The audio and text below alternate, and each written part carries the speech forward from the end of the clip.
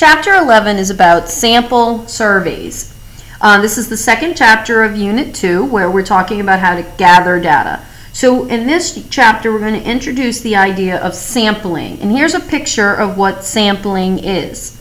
You have your target population. Your population is everybody that you're interested in studying. But usually we can't study the entire population. So instead we settle for a subgroup or a sample, and then we just speak to these people.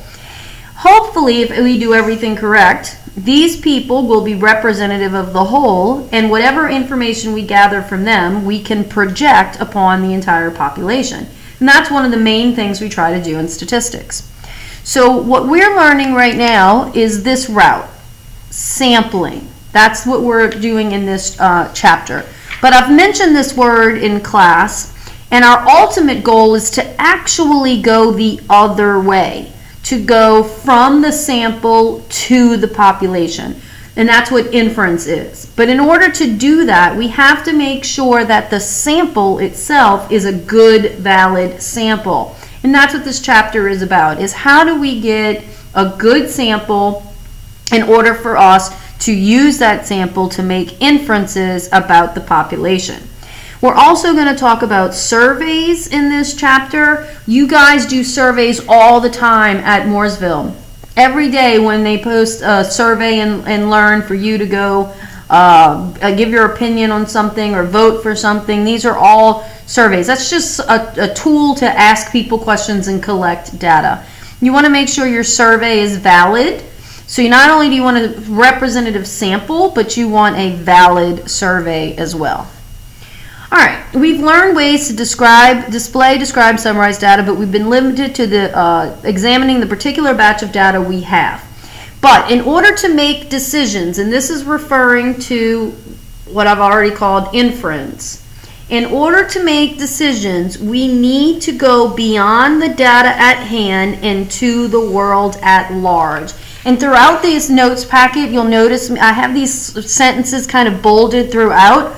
And these are all kind of referring to what inference is. And remember, inference alone is half of what's on the AP exam. This is parts 5, 6, and 7. All cover inference. So we're building up towards being able to do inference. Let's investigate 3 major ideas that will allow us to make this stretch. First, examining a part of the whole. The first idea is to draw a sample. Ultimately, we'd like to know about the entire population of individuals, but examining all of them is usually impractical, if not impossible. We settle for examining a smaller group of individuals, a sample, selected from the population. Sampling is a natural thing to do. Think about sampling something you are cooking. You taste or examine a small part of what you're cooking to get an idea about the dish as a whole.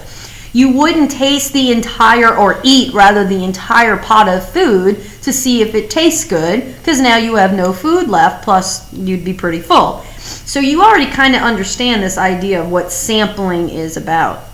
In order for our sample statistics to be good estimates for population parameters, our sample should be representative of the population. This is kind of another important sentence.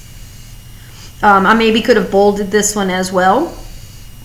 In order for our sample statistics to be good estimates for population parameters, you guys kind of need to work on what those words mean, and we actually discuss that more in this unit, so in this chapter. So I'm just going to let it sit there for right now, but ultimately we're trying to have our sample statistics estimate population parameters. And we'll talk a little bit more about what that means, but in order to make that leap, your sample must be representative of the population. For example, going back to my cooking scenario, if I'm cooking spaghetti, I'm having a dinner party over and I'm cooking spaghetti, and I'm interested to know if it tastes okay, so I sample a little bite and I think, oh no, it's pretty bland, it needs some pepper. So I get the pepper out and I sprinkle the pepper into the pot, sprinkle, sprinkle, sprinkle, sprinkle, kind of all the pepper kind of goes right into one spot in the pan, in the pot, and then I don't mix it in, and I just dip my spoon in the pepper and taste it and go, oh, that was terrible, I'm going to throw the whole pot out now because it tastes bad. The problem with that scenario, and you kind of already know it, I didn't mix the pepper in throughout. So the sample that I got was not representative of the entire pot. I just got a spoonful of pepper. So that's what we mean by we need that to be representative, and that was not what the entire pot tasted like.